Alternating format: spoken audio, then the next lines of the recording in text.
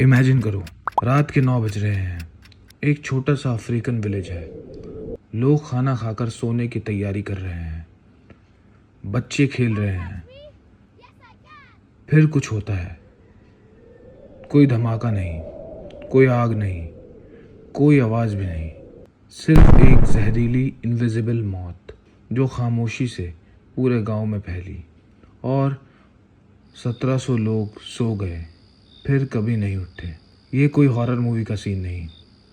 ये है अगस्त 21, 1986 की रात, कैमरून, वेस्ट अफ्रीका। और ये सिर्फ एक लेक की स्टोरी है। एक ऐसी लेक जिसने बिना कोई वार्निंग के एक पूरी सिविलाइजेशन को ख़त्म कर दिया। तो आज हम बात करेंगे लेक नायास के उस राज की जो साइंटिस्ट को सालों तक समझ नहीं आया, और एक ऐसी बात जो आज भी दुनिया के लिए ख़तरा बन सकती है।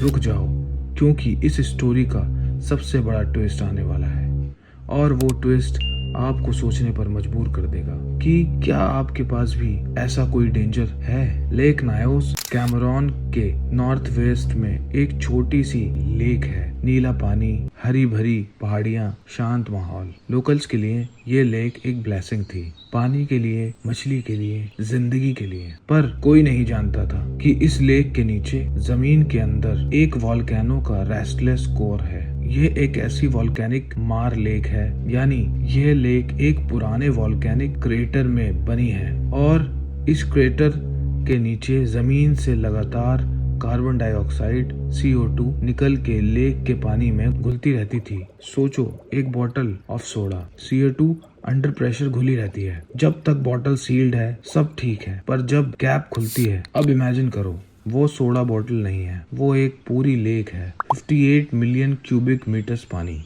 और वो कैप अगस्त 1986 में खुलने वाला था। 21 अगस्त 1986 की रात के वक्त कुछ शायद एक लैंडस्लाइड या स्ट्रॉन्ग विंड ने लेक के ऊपर के पानी को डिस्टर्ब किया, और उस डिस्टर्बेंस ने नीचे का प्रेशर रिलीज कर दिया। वो सोडा बोतल खुल गई। क्या हुआ फिर? लेक के अंदर से इतनी तेजी से CO2 निकली, 80 से 100 मीटर ऊंची गैस क्लाउड बनी। Invisible, odourless, deadly. CO2 हवा से भरी होती है, तो वो क्लाउड ऊपर नहीं गया, वो नीचे आया। लेक से नीचे, पहाड़ों से नीचे, वैली से नीचे, और सीधे एक गांव में। और यहाँ एक ऐसी बात है जो मैं सुनता हूँ तो आज भी कांप जाता हूँ। सर्वाइवर्स ने बताया कि उन्होंने देखा जानवर, गाय, कुत्ते एक के बाद एक गिर रहे हैं। कोई दर्द नहीं, कोई तकलीफ नहीं, बस गिर रहे हैं। फिर लोग भी गिरने लगे।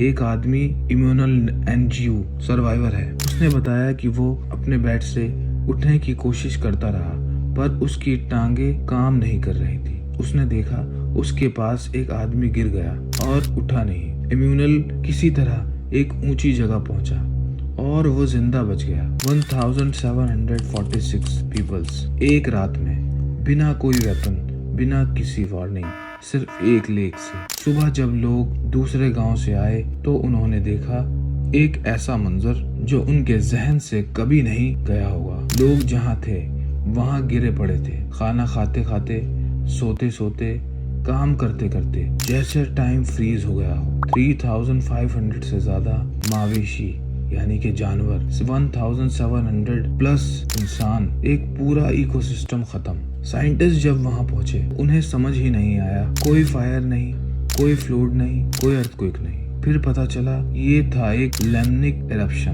दुनिया का सबसे रेयर और सबसे डेडली नेचुरल डिजास्टर में से एक। कैसे होता है? सिंपल टर्म्स हैं। फर्स्ट, वॉल्केनिक लेक्स के नीचे से CO2 स्लोली लेक में घुलती रहती है सालों, दशकों तक। सेकंड, नॉर्मली ये एक सेफ जोन में रहती है। थर्ड, कोई भी disturbance, landslide, heavy rain, heavy strong wind इस बैलेंस को बिगाड़ सकती है। फोर्थ, एक बार डिस्टर्ब हुआ, चैन रिएक्शन शुरू। ऊपर का पानी नीचे जाता है, नीचे का प्रेशर रिलीज होता है, और सडनली वो massive CO2 explosion. CO2 direct मारा नहीं करती तुम्हें, वो तुमसे ऑक्सीजन स्टील करती है। जब हवा में CO2 की कंसंट्रेशन 10% से ज्यादा हो जाए, इंसान 1 मिनट से कम में अनकॉन्शियस हो जाता है। 15% से ज्यादा डेथ इन 1 मिनट। वो रात लेक नायोस वैली में CO2 का लेवल इससे कहीं ज्यादा था, और इस सब से भी बुरा साइंटिस्ट ने ढूंढा और बोला लेक नायोस अभी भी फुल्ली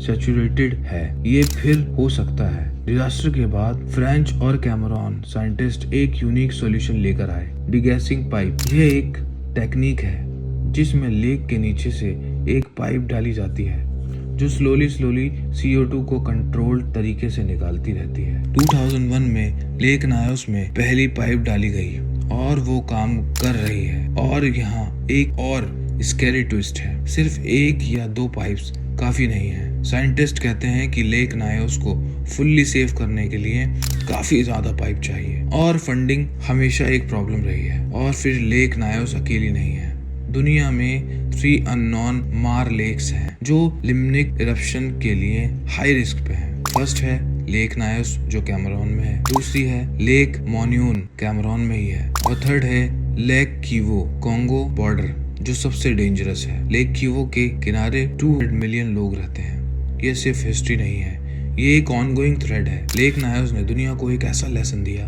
जो हम कभी नहीं भूल सकते। नेचर को किसी हथियार की जरूरत नहीं, कोई धमाके की जरूरत नहीं, कोई सुनामी की जरूरत नहीं, कभी कभी सिर्फ एक खामोशी काफी होती है। और हम इंसान अपनी सारी टेक्नोलॉजी, अपनी सारी साइंस के साथ अभी भी तब तक रेडी नहीं होते जब तक वो वक्त नहीं आ जाता। 1700 से ज्यादा लोग अपनी जान दे चुके थे बिना किसी गलती के, बस इसलिए कि वो गलत जगह गलत वक्त पे थे। और उनकी कहानी आज भी इनकम्प्लीट है क्योंकि लेक नायोस अभी भी वहाँ है, अभी भी उस डेंजर के साथ। इम्यूनल NGO वो सर्वाइवर आज भी उस लेक के पास रहता है क्योंकि यह उसकी जमीन है, उसके बाप दादा की जमीन है। कुछ चीजें डर से ज्यादा होती हैं, और अगर तुम्हें लगता है ये दुनिया की सबसे खतरनाक लेक है तो रुक जाओ, क्योंकि लेक की वो जो कॉन्गो में है उसमें सिर्फ CO2 नहीं है, उसमें है methane, enough methane to power all of Rwanda for 400 years. और अगर उसमें इरप्शन हुआ वो सिर्फ एक लेक नहीं रहेगी, वो एक बॉम्ब होगी। तो अगर तुम जानना चाहते हो कि साइंटिस्ट क्या कर रहे हैं इसको रोकने के लिए और क्या दुनिया रेडी है या नहीं, तो चैनल को सब्सक्राइब करो, बेल आइकन को दबाओ, क्योंकि अगली वीडियो में हम जाएंगे लेक किवो के अंदर, और वो स्टोरी और वो अलग ही लेवल पर है। वीडियो देख के चले मत जाना बिना सब्सक्राइब किए, क्योंकि अगर अगली वीडियो मिस की तो सच में कुछ खो दोगे।